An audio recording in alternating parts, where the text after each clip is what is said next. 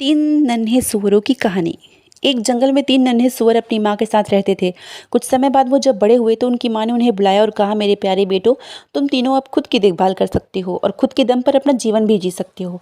इसलिए अब मेरी ख्वाहिश है कि तुम तीनों इस जंगल के बाहर जाओ, दुनिया घूमो और अपनी मर्जी से जिंदगी जियो।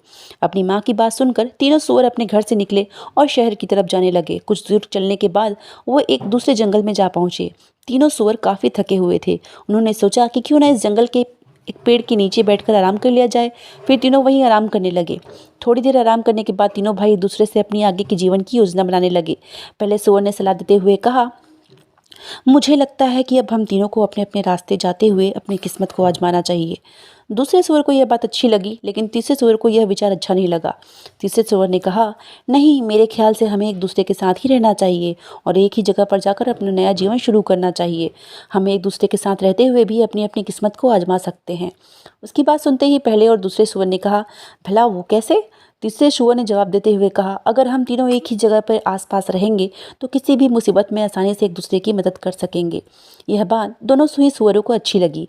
उन दोनों में उसकी बात मान ली और एक ही जगह पर आसपास घर बनाने जुट गए। पहले सूअर के मन में विचार आया कि उसे भूसे का घर बनाना चाहिए जो जल्दी बन जाएगा और उसे बनाने में मेहनत भी कम करनी पड़ेगी।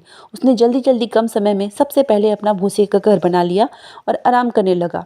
वहीं दूसरे सूअर ने पेड़ की सूखी टहनियों से घर बनाने का फैसला किया। उसने सोचा, मेरा टहनियों वाला घर भूसे के घर से काफ़ी मजबूत होगा। इसके बाद उसे पेड़ की सूखी टहनियाँ जुटाई और थोड़ी मेहनत करके अपने घर को बना लिया। फिर वो भी उसमें आराम करने लगा और खेलने लगा। दूसरे दूसरी तरफ तीसरे सूअर ने काफ़ी सोच विचार के साथ ईंट पत्थरों से अपने घर बनाने का निर्णय किया। उसने सोचा, घर बनाने में बहुत अधिक मेहनत तो लगेगी, लेकिन यह घर मजबूत और सुरक्षित भी होगा। ईंट का घर बनाने में तीसरे सूअर को 7 दिनों का समय लग गया। तीसरे सूअर को एक घर बनाने के लिए इतनी मेहनत करते देख बाकी दोनों सूअरों ने उसका खूब मजाक बनाया। उन्हें लगता कि वो एक घर को बनाने के लिए इतनी मेहनत अपनी बेवकूफ़ी की वजह से कर रहा है। वो दोनों उसे अपने साथ खेलने के लिए भी उकसाते थे, लेकिन तीसरा सूअर कड़ी मेहनत से अपना घर बनाता। जब ईंटों से उसका घर बनकर तैयार हो गया तो वह देखने में बहुत सुंदर और मजबूत लग रहा था। इसके बाद तीनों सूअर बड़े ही मज़े से अपने अपने घरों में रहने लगे। उस नए स्थान पर उन तीनों को किसी न किसी तरह की परेशानी नहीं थी। इस वजह से तीनों अपने घर में बहुत खुश थे। एक दिन उनके ठिकाने पर एक जंगली भेड़िए की नज़र पड़ी। तीनों मोटे सूअर देखकर उसके मुंह में पानी आने लगा। वह तुरंत उनके घर की तरफ बढ़ा। सबसे पहले वह पहले सूअर के घर पर पहुंचा और दरवाज़ा खटखटाने लगा। पहला सूअर सो रहा था। दरवाजे की खटखट सुनकर जब वह उठा तो उसने घर के अंदर से ही पूछा, कौन है दरवाजे पर? भेड़िया बोला, मैं हूँ, दरवाज़ा खोलो और मुझे अंदर आने दो। भेड़िया की कड़ी आवाज़ सुनकर सूअर समझ गया कि दरवाजे के बाहर कोई जंगली जानवर खड़ा है। वह डर गया और दरवाज़ा खोलने से मना कर दिया। इसके बाद भेड़िए को गुस्सा आ गया। उसने गुस्से में कहा, नन्हा सूअर, मैं एक फूंक मारकर तेरा घर भूसे का घर उड़ा दूंगा और तुझे खा जाऊंगा। उसने एक जोरदार फूंक मारी और भूसे का घर उड़ गया। बेचारा पहला सूअर वहां से किसी तरह वह अपनी जान बचाकर भाग गया और दूसरे सूअर के घर पहुंचा। जैसे ही दूसरे सूअर ने दरवाज़ा खोला, वह जल्दी से अंदर घुस गया और दरवाज़ा बंद कर दिया। पहले सूअर को इतना डरा हुआ देखकर दूसरा सूअर हैरान हो गया।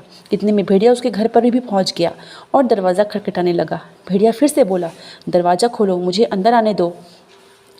आवाज़ सुनकर पहला सूअर पहचान गया कि दरवाजे पर भेड़िया है। उसने कहा, भाई तुम दरवाज़ा मत खोलना, यह एक जंगली खूंखार भेड़िया है जो हम दोनों को खा जाएगा।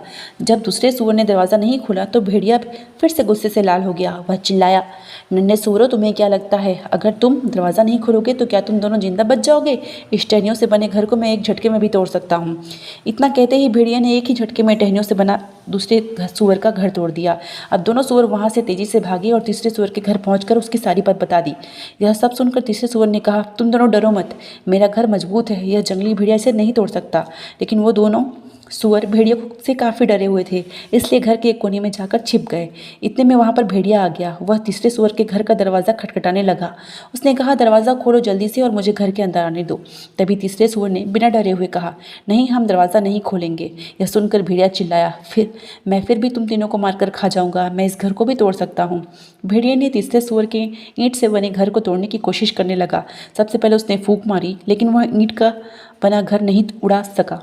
इसके बाद उसने अपने पंजे से घर को तोड़ने का प्रयास किया, लेकिन इसमें भी वह असफल रहा।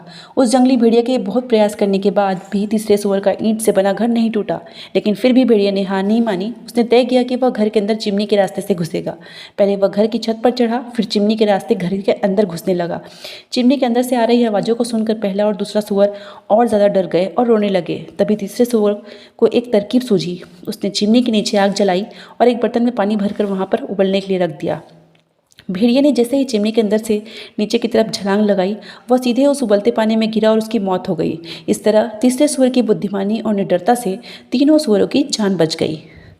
कहानी से सीख। तीन छोटे सुअर की कहानी हमें यह सीख देती है कि हमें कभी भी दूसरों की कड़ी मेहनत का मजाक नहीं उड़ाना चाहिए, साथ ही खुद की कड़ी मेहनत करनी चाहिए और सूझबूझ कर ही कोई फैसला करना चाहिए।